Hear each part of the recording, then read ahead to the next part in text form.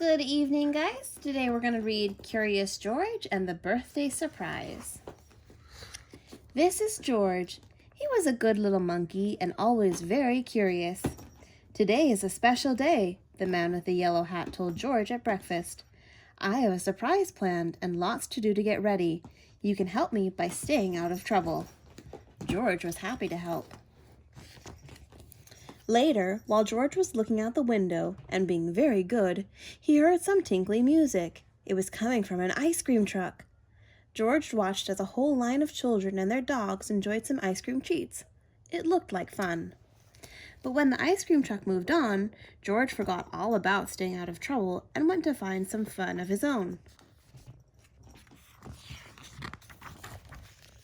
In the living room, George found noisemakers and hats and games. Could this be part of his friend's surprise? Before George could find out, he spotted some streamers, balloons, and colored tissue. He could not resist. Decorating was easy for a little monkey. Still, George was curious about the surprise and what was that good smell coming from the kitchen. George followed his nose.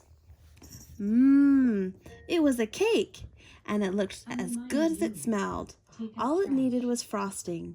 George had seen his friend make frosting before, but today his friend was busy. Maybe George could help. He could frost the cake himself. First, George put a bit of this in the mixing bowl. Next, he added a bit of that. Then he turned the mixer on. The frosting whirled around and around.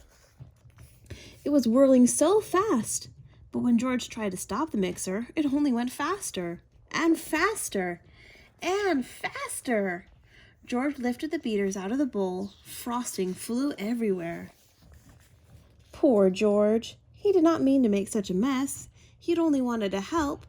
Now how would he clean up the sticky kitchen? Just then, George heard the tinkly music again.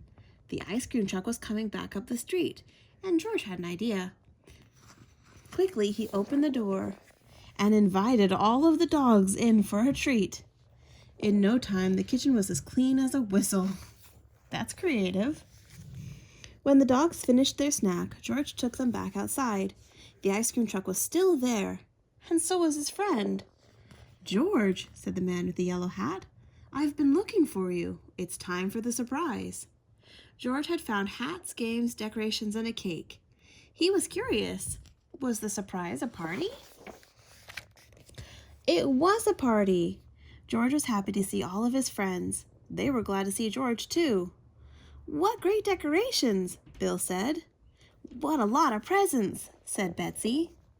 "Why don't you play some games with the guests, George?" the man in the yellow hat suggested. "I have one more thing to do." When George's friend came back, he was carrying a cake covered in candles. It wasn't just any party, it was a birthday party. But George was still curious. Whose birthday was it? He watched to see who would blow out the candles. The man with the yellow hat put the cake down right in front of George. That was a surprise. It was George's birthday. The party was for him. Everyone sang happy birthday. Then George took a deep breath and made a wish. Happy birthday, George. I hope you guys enjoyed Curious George and the birthday party. I'll see you again tomorrow.